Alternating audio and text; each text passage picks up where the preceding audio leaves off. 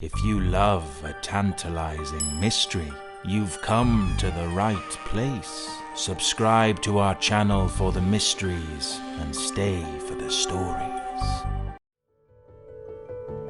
If you've ever read any of the countless online creepypastas or seen any horror movies such as Unfriended Dark Web, you are likely familiar with the dark web as a scary place. Those stories portray this part of the web as a place as dark as its name, and also a place that's not so easy to access.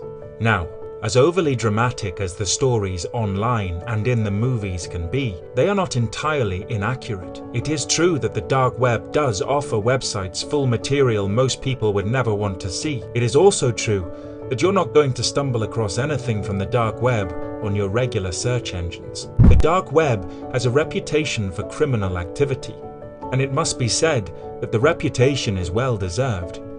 More than half of the websites on the dark web offer some sort of illegal service. There are other websites that offer up stolen information such as credit card details, or allow people to purchase illegal products such as weapons and drugs. Then there are websites that offer things that really are straight out of a horror movie, such as murder for hire and body parts such as organs. All of these things are bought and sold every day using cryptocurrency, which keeps things totally anonymous. The dark web has been around since the 1970s, the same time that the regular internet, also referred to as the surface web, was created. The dark web is different to the deep web, although those terms are often used interchangeably by those who don't understand the difference.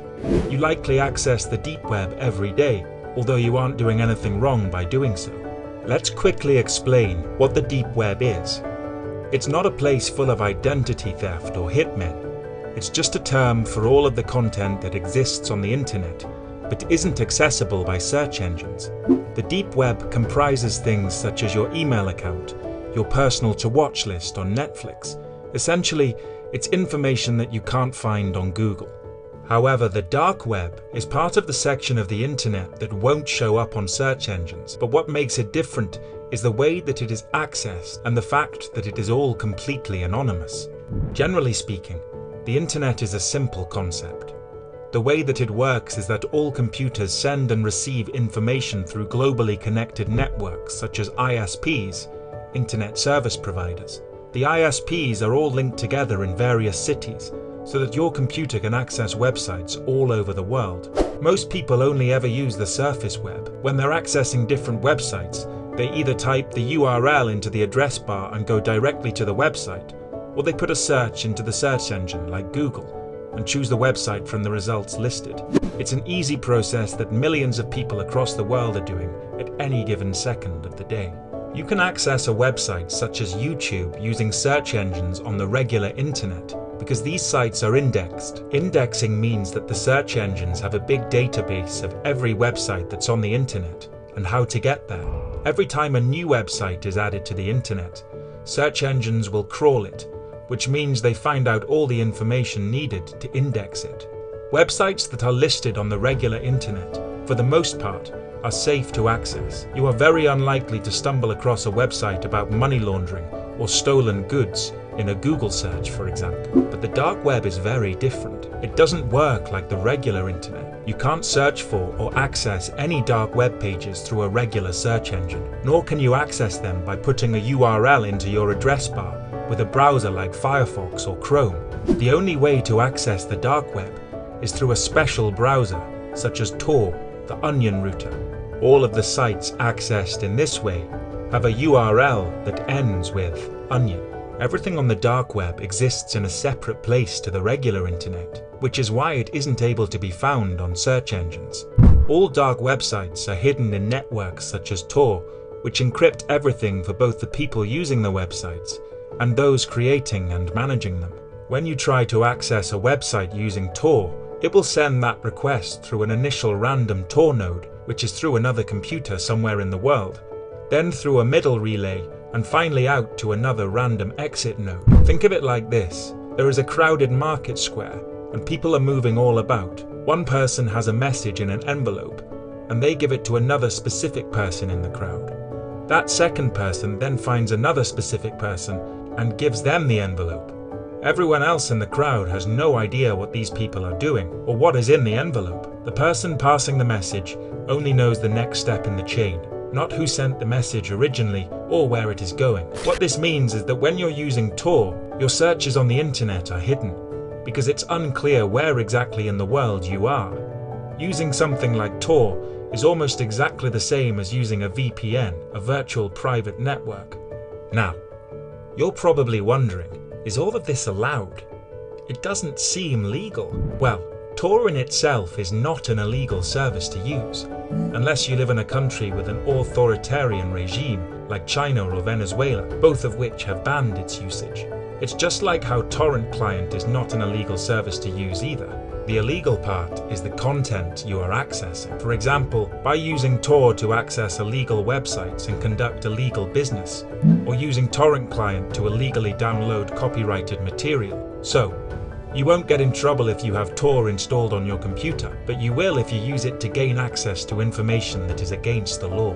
Many people use the Tor browser for completely legitimate purposes. Lots of people want anonymity when they're using the internet. That is not because they're doing anything wrong, but because they feel it's an invasion of their privacy for the government and ISPs to be tracking what they're doing online. You can use Tor to access regular websites like YouTube, as well as dark web material. Although you may run into a problem of regular sites blocking access when using the Tor browser. Another reason why people use the Tor browser is because they live in a country where the government is oppressive. Citizens in these kind of countries can use Tor to communicate more freely.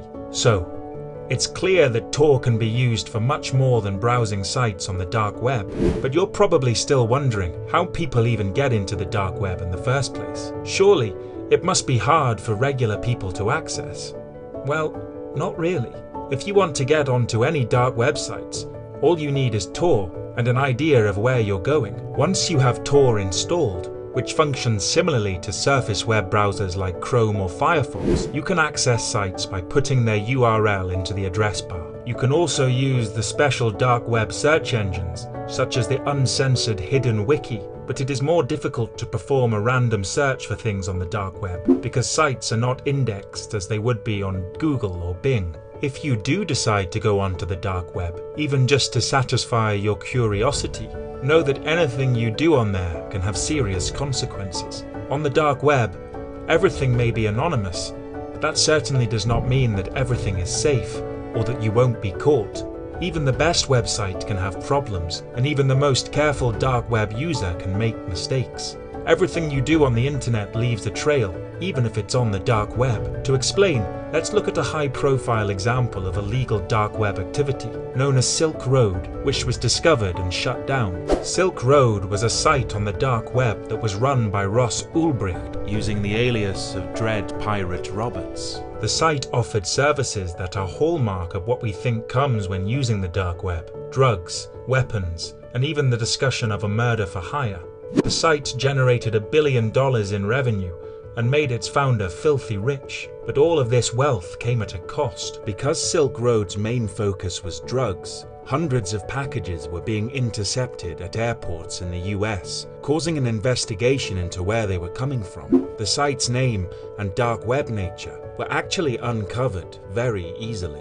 Jared Deryegian of the Department of Homeland Security literally just went to the house of one of the recipients and asked about where the package came from and how it was purchased. The agents then knew that they were dealing with the dark web and with Bitcoin, which are both very difficult to trace. They also found out more information about the site from another surprising source, an online article by the now defunct blog Gawker.